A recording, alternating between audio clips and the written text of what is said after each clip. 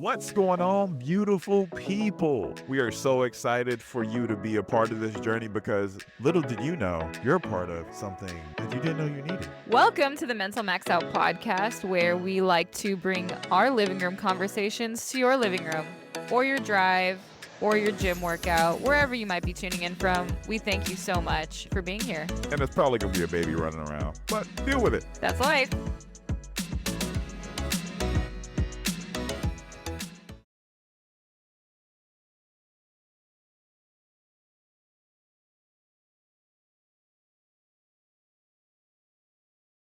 What's going on, beautiful people? We are back again. And if this is your first time, welcome to the podcast where a married couple shows you the real sides of marriage, some funny sides of marriage, relationship stuff in a loving way.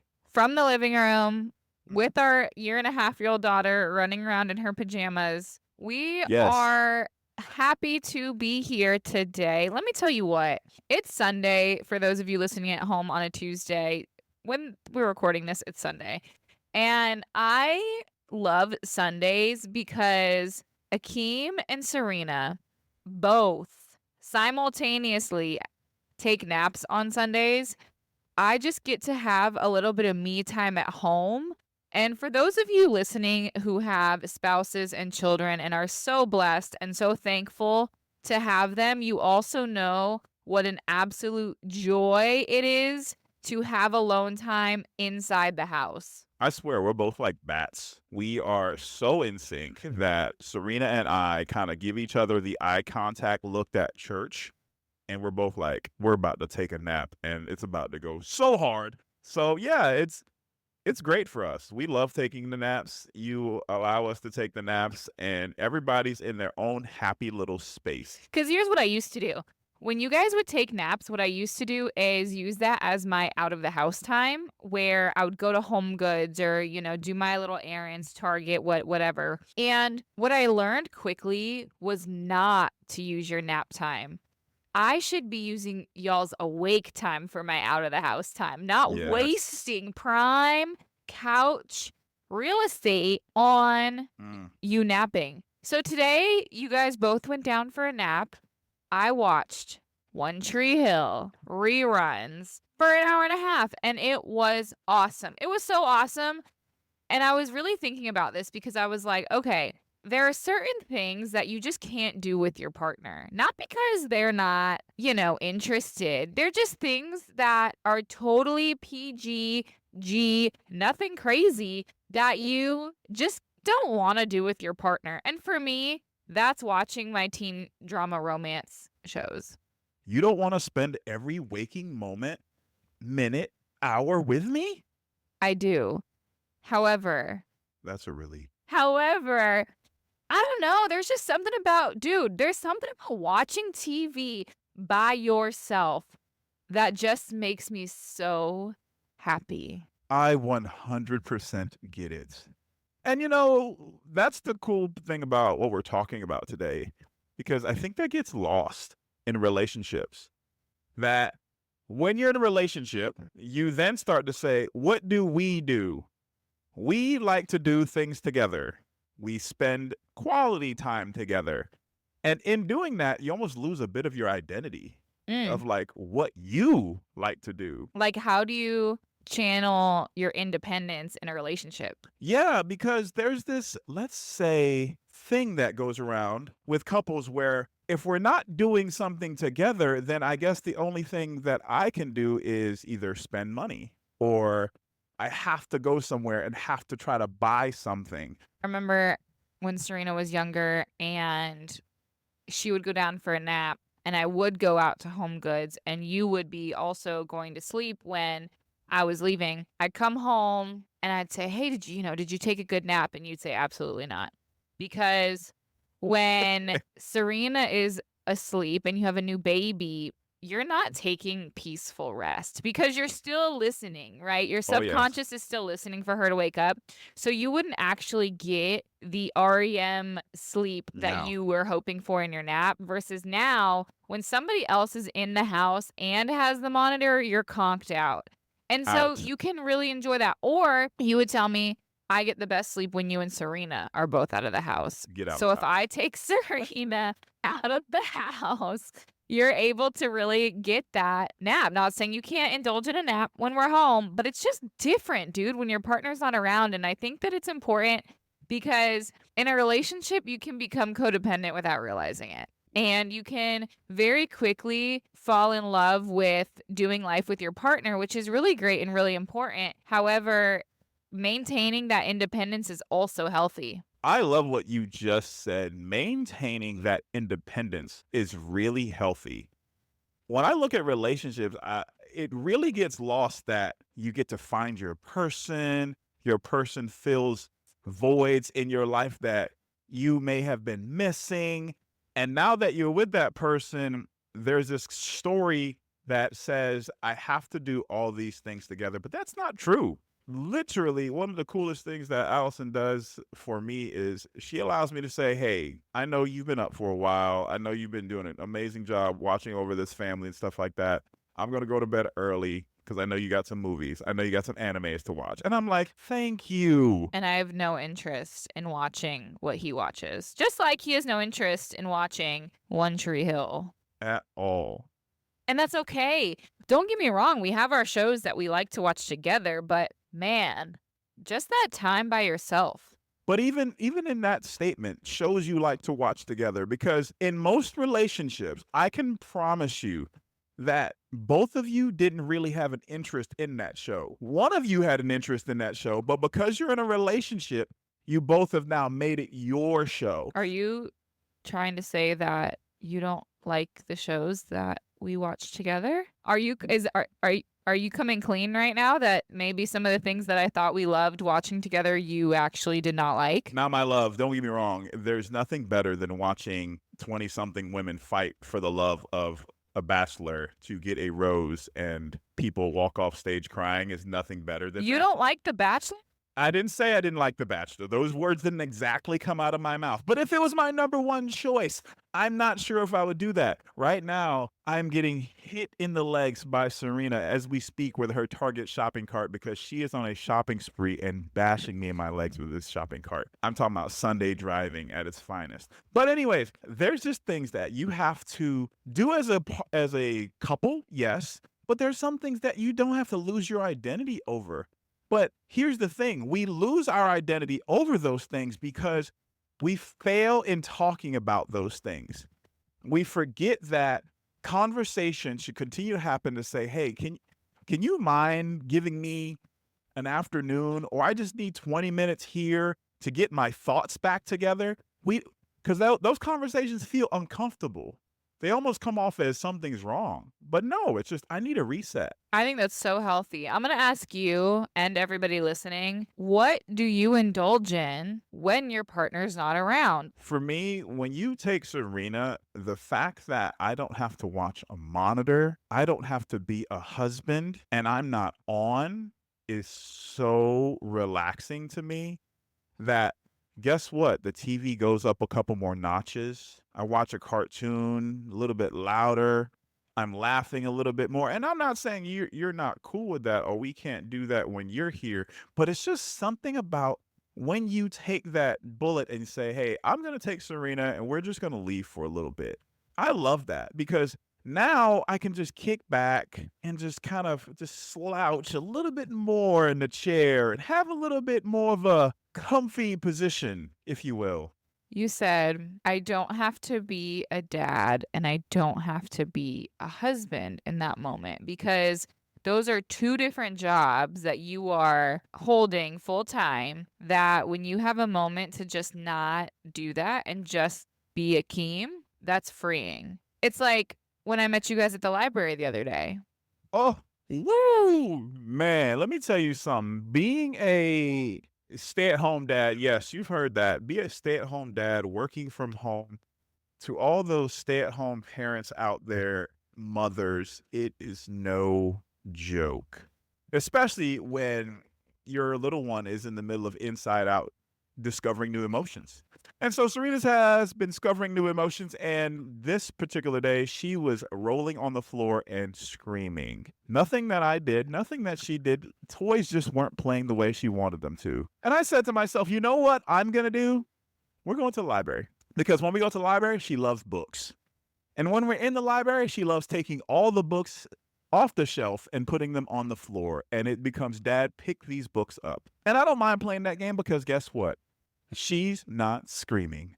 But this one particular day, I told you what we were about to do, and you were like, oh, cool, I'm going to meet you at the library, and I'm not going to lie. You said that, and I said to myself, oh, seriously? Not because I didn't want to share in the moment with you, but literally, now I have to turn on my husband hat, and I'm still in dad mode, and I wasn't really ready to turn on husband mode. But I didn't want to say that to you because that ought to ruin an experience for you. But that is a very honest thought that we then chatted about later on, because I think that that's fair. It's not unhealthy and it's not wrong to think, I just don't want to hang out with my significant other right now. I just don't want to be responsible for somebody else's feelings in this moment. And we forget to acknowledge that that is part of a healthy life. I mean, think about it. When you live with another person or you are with somebody for a long time, it takes away from opportunities to have time for yourself and to conversate with yourself and to do what you want to do. When you guys are on or when you're asleep, I'll clean, I'll craft, I'll read a book, I'll do, not saying I can't do any of those things when you guys are home. Ain't nobody asking you nothing. Nobody. And honestly, okay, here's the thing. This weekend I did something new. Oh, you're going to tell him? I'm going to tell him. Oh, yeah. I mowed the lawn. She did that. I don't know where it came from, but there was a moment on Saturday where I looked at my husband, who just so wonderfully does the yard work and mows the lawn every week. He got a later start than normal. And so I kind of just said, I wanted to be outside. It was a beautiful day. I wanted to get some sun. So I said, hey, honey, is there anything that I can help you with out there? Sure is. And I thought he was going to give me gloves, say, here, yeah, can you pull these weeds out of the driveway and work on this little plant area? That's what I thought my husband was going to say. Not that kind of assignment. Grab this lawnmower. My husband pulled out the lawnmower and said, okay, to start it, you have to hold right here and then pull this little lever thing and you have to overlap it by. Anyways, all the lawn mowing rules that I did not know. Yeah. All right. It was tough and awesome. And I got some sun. But what was crazy about it is you're by yourself. I didn't have headphones in. I was just alone to my thoughts. There was something so therapeutic about mowing the lawn that I finally understood why, even on the hottest of days, Akeem is like, I got to cut the grass. Cannot wait to cut the grass. Oh, yeah, leave me alone. He doesn't have to worry about anything, right? He can just go out there, be by himself. We're not engaging in him because he's just cutting the grass and he's alone.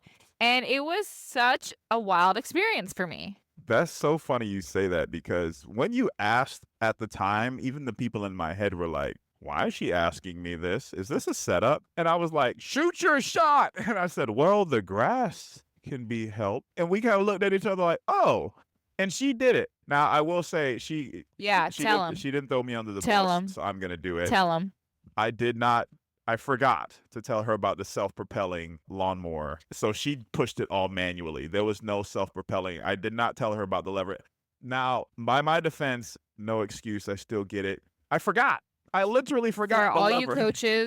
you coaches listening, you ever heard that athlete, you'd be like, hey, why didn't you do this? And they're like, I forgot, coach. I truly forgot. That happened to me this weekend. So she pushed it without any self-propelling. Sled pushed the lawnmower 50 minutes, 315 calories in some cleats that I haven't worn since I was in high school, but I got a tan, y'all. But you said something that I want to go back to. You said you don't have to be responsible for other people's emotions. And that was such a powerful statement, because when you're in a relationship, whether you want to or not, you become responsible for your partner's emotions. And we do it so much that we then become codependent on what we eat, codependent on when we sleep, codependent on what we watch, that we forget what are the things that you like to do. And you do that so much, you forget what you need to think about or what you would like to get out of your brain. Because if you're like me, sometimes you can get so many things in your brain that you kind of become slower because you have so many things, you don't know where to begin. And so having moments where you don't have to be responsible for other people's emotions can allow you to get things out of your own brain. It can allow you to focus on what do I need to do? What is top priority on my list? Or what are the things I want to enjoy just to give my batteries a little recharge? Because truly, we forget what those things are. And I really believe if we talk to our partners and just say, what are things you like to do if you had 20 minutes by yourself? You might be surprised by the answer, or you might be surprised by the silence because you have done so many things together that they'd forgotten what they like to do. If I was not in a relationship and did not have a family, I think I would be so productive with. And that's okay to say because my family, my husband, everything that surrounds just being a wife, being a mom takes so much time that sometimes I look at Akeem and I say, I am beyond grateful to be married to you. And I am so blessed that we have Serena. But man, before we had kids, or oh my gosh, the person that I was before I had a husband to worry about, you know? And the other day, I was on my way home from Target and I thought to myself, okay, what are you going to eat when you get home? I had some pizza in the freezer that had left over that I was like, I'll probably just heat up a little bit of pizza, might eat some fruit, whatever. And in my head, the old Allison was creeping in and she was like, well, what's Akeem gonna eat? Well, if you're gonna eat your leftovers, he won't have anything. Oh, As quickly as that thought came in, every ounce of growth that I've had in the last 5 years came in like a tidal wave and just was like, he is a man and he'll figure it out. And so when I got home, getting settled, showing him what I had bought at Old Navy, blah, blah, blah. And within 10 minutes, he says to me, what were you thinking about eating tonight, babe? And I said, oh, well, and instantly all that growth gone because now my husband needs me. And I'm like, oh, he needs me? And I was like, you know what, Allison? No, keep that same energy. I said, I was going to eat my leftover pizza, but that means I'm not, cooking anything for you. And he was like, oh, okay, well, I'll make a smoothie. And just like that, didn't have to buy food, didn't have to cook. Everybody fended for themselves. And I feel like in relationships sometimes we forget how to fend for ourselves. we forget how to fend for ourselves. And now I would be honest with you. If you're listening to this and you're not in a relationship, you're like, well, this has nothing to do with me. No, it really still does, because you will fall into this same category that you're like, this person, I'm so involved with this person, and you forget aspects of yourself. Truly, you have to remember what are the things you like to enjoy and have those be conversations of sometimes you might need a 20-minute break and it's okay to talk about. Sometimes you might not be on the same page, but that doesn't mean you guys are fighting or in a disagreement. It just means I would like to eat something different and you would like to eat this. Can we go to this place and then this place? Or I'll pick up food for you, but I'm okay. Those are all good things to state. I think we forget that we can indulge in those little things as well. You can have time for yourself. You said it as it relates to food, but it goes back to what you said. You don't have to be responsible for somebody else's fill in the blank. Because I think a lot of the time in a relationship, we feel so responsible for somebody else's stuff, emotions, time, joy, life. We just feel like because we're their person, we're their partner, we have responsibility, and we do.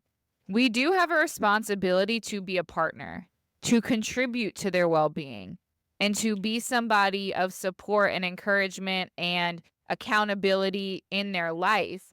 But you cannot control somebody else's emotions. You just can't. I love that. I gotta say that again. You cannot control someone else's emotions. You can be a support, but you cannot control how they look at it. or where that emotion is going to take them, because you can only assist with them. And so what goes back to that awesome saying, emotions are great passengers, but terrible drivers. And sometimes we just can't allow our emotions to take us places we don't want us to go. You have to really truthfully constantly check in with yourself and say, what do you need? What will make you happy? What will fulfill you? There's times where your partner is required in that, and there's times where it's just a solo mission. And there's nothing wrong with having that conversation and saying, hey, I'm going to take 20 minutes to do this. Or this is the next thing for a lot of people out there, finding out a pocket of time for you that works. For me, I have 2 pockets of time. I have the 4 to 7 window. That's a pocket of time for me that I like to wake up.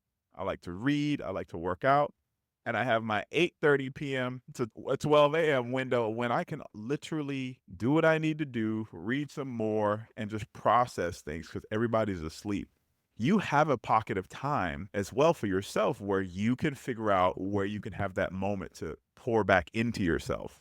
Akeem and I really want to say that we really had to work on it as though it's a past tense, but we are still very much actively working on the concept of you cannot control the other person's emotions, reactions, perspective. When we are upset or start to find ourselves in an argument or a difficult conversation, we tend to both have a habit of filtering and censoring what we truly feel because we're concerned with how the other person is going to react. And we have added in this phrase in our house where we have to remind ourselves, let me be human. Let me have a reaction, because it's so natural to react to somebody's hurt or annoyance or frustration. Take that on yourself and be upset about it. And we've really had to be open about our fear in bringing things up because of how the other person will react. And not because the other person's going to react crazy, but that person will then take on the burden, take on the emotion and say, hey, I don't want to tell you this because if I do, you'll get upset and XYZ. But I can't control that. I can't control him getting upset over something that I'm feeling. If he's upset because he feels like he let me down, that's an emotion that he has to feel. I can't prevent that. But I also should not prevent myself from coming forth with the information because of how the other person is going to react. It's literally like you try to become a superhero and you're trying to take on your own emotions, your partner's emotions. You're trying to find logic behind all of the things you're feeling and fix it all at the same time. And that's not realistic. But we do it because we're in a relationship, and we do it because we think that's our responsibility. And our responsibility is, can we go to bed together? Can we wake up the next morning together? Whether you're in a couple, whether you're in a marriage, early stages, late stages, it's can we continue to work together in helping one another? And that's in anything, right? That's your coworker relationships, that's your friendships, that's with your parents, with your kids. Like, you can't control how other people are going to respond. All you can do is be kind and genuine and honest. The rest will follow. I heard something today and it said, you can't let other people's reactions and emotions take you out of character. And I thought that was so powerful. You cannot let other people's reactions and emotions take you out of character. Shout out to our pastor. And truthfully, it's true because you have a character of things you like to do, who you're becoming, and the other person you're involved with, the other person you may be speaking to is going to have their own reaction. And you cannot try to match their reaction in something that will take you out of character of who you are. And all of that, it requires you to just continue to get to learn more about yourself and continue to learn about who you're dealing with and who you're talking to process that if they have this reaction, okay, I understand, but I'm telling you because of A, or I would like to tell you this because we need to talk about this. And that's okay. Those are okay conversations to have with one another. I want to encourage you this week to find a spot of time that you can indulge in something for you. And the purpose is not to be spiteful or cynical or whatever negative connotation you want to add to it, where you're like, I can only do this when you're not here. But really, really, really think about the purpose behind that, right? How will indulging in something on your own independently, whether it be video games or reading the book that you haven't been able to finish or cleaning out the closet that has just been piled up with sheets that you're not even using, all of those things that are going to contribute to filling your cup. I'm not saying indulge in an entire tray of cookies and a carton of ice cream, the entire bottle of champagne. I would love to do that. However, Oh. whatever it is that will fill your cup and make you a better person this week, find those spots of time. There's more than enough time. You just have to be willing to make the time. We hope you have a wonderful week. Thank you so much for tuning in again. We love you guys. Thank you so much for tuning in with us this week. We hope that you took from our conversation something that will help you grow this week. We hope you laughed, didn't cry, but definitely got a good smile out of it because, heck, we always appreciate you coming by. If you're so inclined, follow us on social media at Mental Max Out the podcast on Instagram. Tell your friends. See you next time.